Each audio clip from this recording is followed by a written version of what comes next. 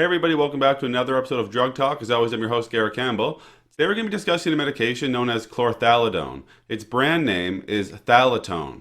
Now before I talk about the medication itself, just keep in mind that this channel is for information purposes only and not to be used as a source for recommendations for your personal health care.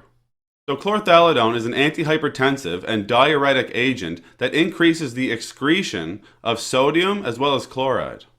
It's thought that sodium and water depletion are the basis of its antihypertensive effects, or its ability to lower blood pressure.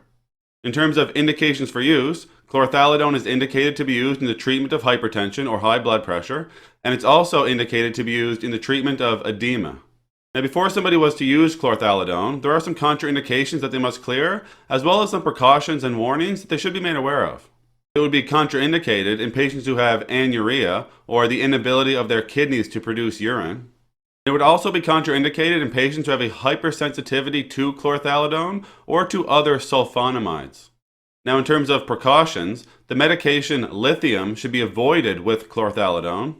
Electrolyte disturbances such as hypokalemia or hypomagnesemia, as well as hyponatremia or low sodium, may occur with the use of this medication. It should be noted that patients using chlorthalidone may experience hypotension or low blood pressure. Hypersensitivity reactions may occur with the use of this medication, and the risk would be increased in patients who have bronchial asthma. Patients should be made aware that photosensitization may occur with the use of chlorthalidone.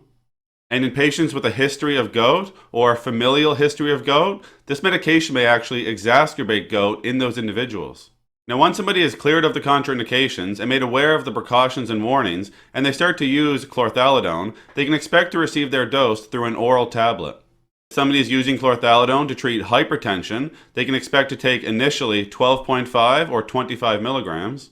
They would then titrate or increase the dose of the medication based on the patient's response with their blood pressure to a dose of about 50 milligrams daily.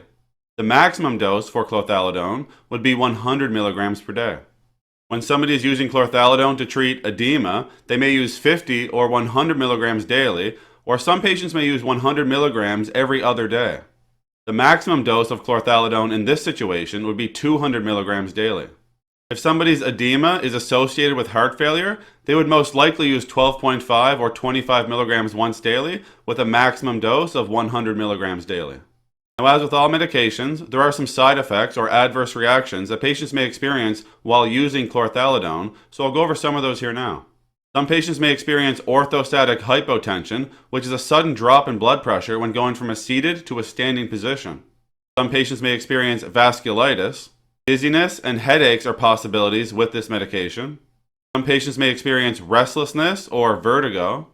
We discussed photosensitivity associated with the skin. Some patients may experience a skin rash, and others may experience toxic epidermal necrolysis. We mentioned that electrolyte imbalances may occur. And finally, a granulocytosis as well as leukopenia may also occur with the use of chlorthalidone. That's all we're going to talk about today with chlorthalidone or Thalitone. As always, I'm very thankful you took the time to come by and watch one of my videos. If you found the information valuable and you'd like to help grow this channel, you can like the videos, share the videos, or most importantly, subscribe to the YouTube channel. There's also some links in the description you can check out as well. That's it for today. Take care.